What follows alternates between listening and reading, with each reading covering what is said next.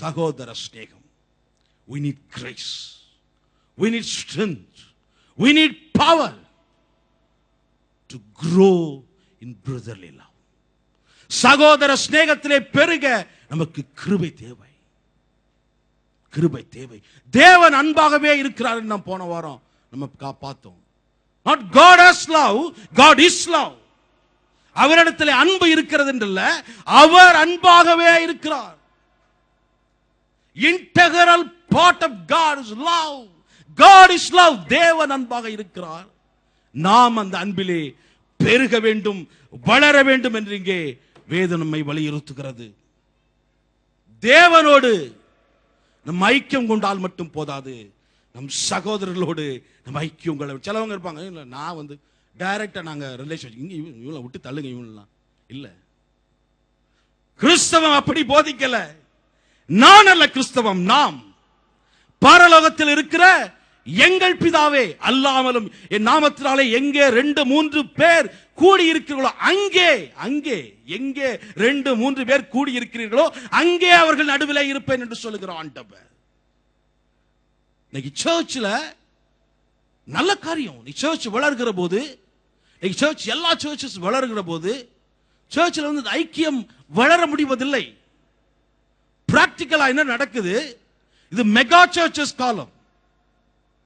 நம்ம வாசிக்கிற அப்போஸ்தலர்கள் உபதேசத்திலும் அந்யோன்யத்திலும் அப்பம் பிட்குதலும் ஜெபத்திலும் உறுதியாய் தரித்திருந்தார்கள் என்று பார்க்கிறோம். இன்றைய நாட்களிலே மெகா சர்ச்சஸ்ல அந்த ஃபெல்லோஷிப்புக்கு சான்ஸ் ரொம்ப குறைவு. பெரிய சர்ச்சா இருந்தா நிறைய எண்ணிக்கை இருந்தா வெற்றிகரமான சர்ச் நம்ம சொல்றோம். ஆனா ஐக்கியத்திற்கு வளர வாய்ப்பு குறைவு. அதை தவிர்க்க முடியாது. இதை குறை சொல்வதற்கு ஒன்றுமில்லை. இது காலத்தின் கட்டாயம். இது உண்மை.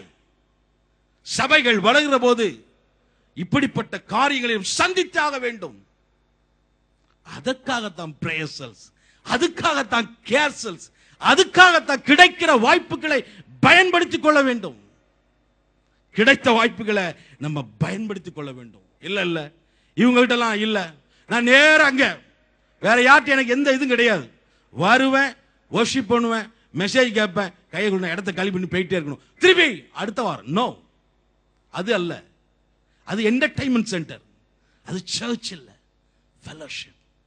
யாரெல்லாம் பிரேயர்ஸ்ல இல்லையோ, யாரெல்லாம் கேர்ஸ்ல இல்லையோ இணைந்து கொள்ளுங்கள். கிடைத்த வாய்ப்புகளை பயன்படுத்துங்கள். 1 யோவான் 4ஆம் அதிகாரம் 20-21 வாசிங்க. 1 யோவான் 4:20-21. தேவனிடத்தில் அன்பு கூறுகிறேன் என்று ஒருவன் சொல்லியும், தேவனிடத்தில் அன்பு கூறுகிறேன் என்று ஒருவன் சொல்லியும் தன் சகோதரனை பகைத்தால் அவன் பொய்யன். தான் கண்ட சகோதரனிடத்தில் அன்பு கூறாமல் இருக்கிறவன் தான் காணாத தேவனிடத்தில் எப்படி அன்பு கூறுவான்? போதும். இது ரொம்ப தெளிவா இருக்க. இது விளக்கமே தேவையில்லை. கொஞ்ச நாளைக்கு முன்னால, சில வருடங்கள் கொஞ்சம் முன்னால நம்ம சர்ச் நடந்த ஒரு பிரேயர்ஸுக்கு போயிருந்தேன். ஒருத்தர் நடத்துறார், நான் அந்த பிரேயர்ஸில் போயிட்டு இருந்தேன். அதை நிறுத்திட்டு நான் வேற இடத்துக்கு போயிட்டேன். ஒருத்தர் நடத்துறாரு, ஒருத்தர் பாடுவார். ஒருத்தர் நடத்துவாரு, ஒருத்தர் பாடுவார். ஒருத்தர் ஜெபக்குறி போயிருப்பார், இன்னொரு செய்வார். எல்லாம் ஒரு மாதிரி ஒரு ஒழுங்கற்ற. நான் கரெக்டா போயிருக்கேன், லேட்டா வராங்க எல்லாரும். 8:30 மணிக்குன்னா 8:45, 8:50, 9 நடத்துறவாரு லேட்டா. சரி, ஓகே, எல்லாம் நடந்துகிட்டே இருக்கு. கடைசியில் எல்லாம் முடிச்சுட்டு பிரைஸ்லாம் பிரதர், என்னையா நீங்க டிஸ்கஸ் பண்ணலாம் இல்லையா? நான் அவர்கிட்ட பேச மாட்டேன். பேசாம இங்க 2 பேரும் உட்கார்ந்துக்கிட்டு நீங்க சவுத் ஆப்பிரிக்காவில் ஜனங்கள் ரட்சிக்கப்படணும், சோமாலியா ஜனங்கள் ரட்சிக்கப்படணும், மொத்தமே 4 பேர் உட்கார்ந்துருக்கீங்க. அதுல 2 பேர் நீங்க தலைவர்கள் பேசாம நீங்க அந்த ஜனங்கள் ரட்சிக்கப்படணும், இந்த ஜனங்கள் ரட்சிக்கப்படணும். என்னையா பிரேசல் நடத்துறீங்க? கருத்து வேறுபாடுகள் இருக்கும். நம்ம எல்லாம் வெவ்வேறு பின்னணியில இருந்து வந்தவர்கள், வெவ்வேறு மாவட்டத்திலிருந்து வந்தவர்கள், வெவ்வேறு டினாமினேஷன்ல வந்தவர்கள், வெவ்வேறு இனங்களிலிருந்து வந்தவர்கள், வெவ்வேறு விதமான ஒரு முதிர்ச்சியையும் ஒரு விதமான அறிவையும் கொண்டவர்கள். உண்மை, வேறுபாடு இருக்கும், வேறுபாடு உண்டு. இன்னவிட்டபிள். அதுக்காக நான் ஆண்டவர் சர்ச்சில் கொண்டு வச்சிருக்கார். நம்ம வளர்க்க, நம்ம இன்னும் சீர்படுத்த, நமக்கு பிரியமான, நமக்கு விருப்பமான, நம்மை போலவே இருக்கிறவங்க நம்ம ஒரு நாள் வளர மாட்டோம். கான்ஃபிளிக்டா, முரண்பட்ட நிலையிலே இருக்கிறவர்கள் தான் நம்மை இன்னும் தகுதிப்படுத்தி அவருடைய வருகைக்கு நம்மை ஆயத்தப்படுத்துகிறார்கள். ஹல்லேலூயா. வாசிங்க 1 கொரிந்தியர் 12 அதிகாரம் 1 கொரிந்தியர் 12:13 வாசிங்க. 13, 14, 27. 1 கொரிந்தியர் 12, 13, 14, 27. நாம் யூதராயினும் கிரேக்கராயினும் அடிமைகளாயினும் சுயாதீனராயினும் எல்லாரும் ஒரே ஆவியினாலே ஒரே சரீரத்துக்குள்ளாக ஞானஸ்நானம் பண்ணப்பட்டு எல்லாரும் ஒரே ஆவிக்குள்ளாகவே தாகம் தீர்க்கப்பட்டோம். தொடர்ந்து வாசிங்க. சரீரமும் ஒரே அவயவமாய் இராமல் அநேக அவயவங்களாய் இருக்கிறது. 27ஆம் வசனத்தை வாசிங்க. நீங்களே கிறிஸ்துவின் சரீரமாயும் தனித்தனியே அவயவங்களாயும் இருக்கிறீர்கள்.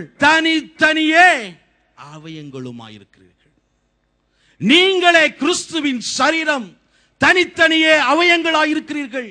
நமக்குள்ள இன்னைக்கு ஒருவேளை டிஃபரன்சஸ் ஆஃப் ஒப்பீனியன் இருக்கலாம். ஆனால் நம்முடைய நோக்கம் பெரியது. நாம் ஆராதிக்கிற தேவன் பெரியது. தேவன் நம்மை அழைத்த அழைப்பு பெரியது. விட்டு கொடுக்க நம் கற்றுக்கொள்வோம். தாழ்த்தி கொள்ள கற்றுக்கொள்வோம். நேற்று எனக்கு இந்த மெசேஜ் ப்ரிப்பேர் பண்ணிருக்கும் போது ஒரு கோஇன்சிடென்ட், ஒரு அருமையான சபையினர் மூத்த சகோதரன் என்னை குறித்து ஒரு காரியம் சொன்னார். நான் இல்லை பிரதர் சொன்னேன். நான் விட்டேன்.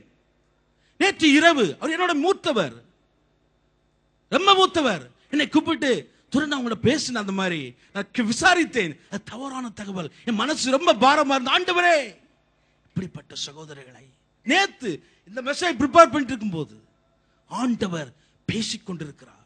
விட்டு கொடுக்கிற மனப்பான்மையை, தாழ்த்துகிற மனப்பான்மையை, மன்னிக்கிற மனப்பான்மையை ஆண்டவர் நமக்கு தரட்டும். ஆண்டவருக்காக எழுந்து பிரகாசிக்க வேண்டிய, ஆண்டவருக்காக செய்ய வேண்டிய அநேக காரியங்கள் உண்டு சகோதரனே, சகோதரியே. இறுதியாக நேரம் இல்லாதனாலே நான் ஒரே ஒரு சொல்லி முடிக்கிறேன். தொடர்ந்து வாசிங்க தம்பி. சகோதர சிநேகத்தோட அன்பையும் கூட்டி வழங்குங்கள். அன்பு அகாப்பே லவ், தன்னலமற்ற செல்ஃப்லெஸ் லவ், சுயநலமற்ற தன்னலமற்ற அன்பு. கிறிஸ்தவத்தினுடைய அடிப்படை அன்பு, இயேசு கிறிஸ்துவின் அடிப்படை அன்பு. தேவன் அன்பாக இருக்கிறார். நம்ம அந்த அன்பிலே வளர்கிறவர்களாக இருக்க வேண்டும்.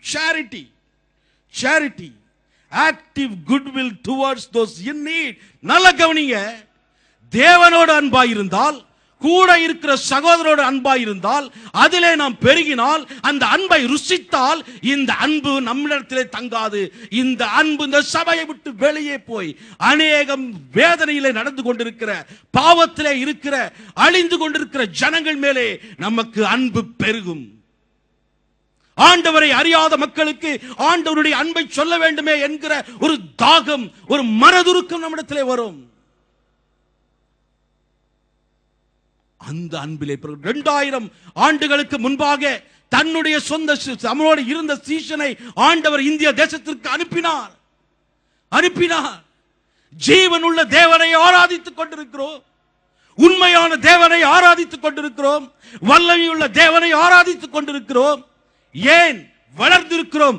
ஏன் வளர வேண்டிய விதத்திலே நாம் வளரவில்லை? Why we fail to grow in a way we should grow? We should have been. ஏன்?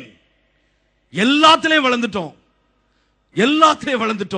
ஆராதனைகளே புரட்சி ஏற்பட்டிருக்கிறது. செய்திகளிலே மாற்றம் ஏற்பட்டிருக்கிறது. ஜபங்களிலே மாற்றம் ஏற்பட்டிருக்கிறது. அன்பிலே நாம் இன்னும் வளர வேண்டும். விசுவாச கருத்தரங்குகள், ஜப கருத்தரங்குகள் நடப்பது நல்லது. இனி அன்புக்கு கருத்தரங்குகள் நடக்க வேண்டும். விசுவாசம், நம்பிக்கை, அன்பு இம்மூன்றும் நிலைத்திருக்கிறது. இவைகளில் அன்பே பெரியது. ஆதி அப்போஸ்தல சபைகளிலே, அந்த பைபிள்ல அந்த ஹிஸ்டரி லேசா வாசித்து பார்த்தேன். ஆதி அப்போஸ்தல சபைகளிலே அவர்கள் கூடி ஐக்கியம் கொள்வார்கள். வசதியானவங்க எல்லாம் பணம் எல்லாம் போட்டு ஃபீஸ்ட் மாதிரி வைப்பாங்களாம். ஏழைகள் ஒண்ணு எல்லாரும் சேர்ந்து கலந்து கொள்வாங்களாம். எந்த பாகுபாடும் இல்லாமல், வித்தியாசம் இல்லாமல் அவர்கள் தேவனை துதித்து ஆராதித்து ஜெபிப்பார்களாம். கடைசியா திருவிருந்து.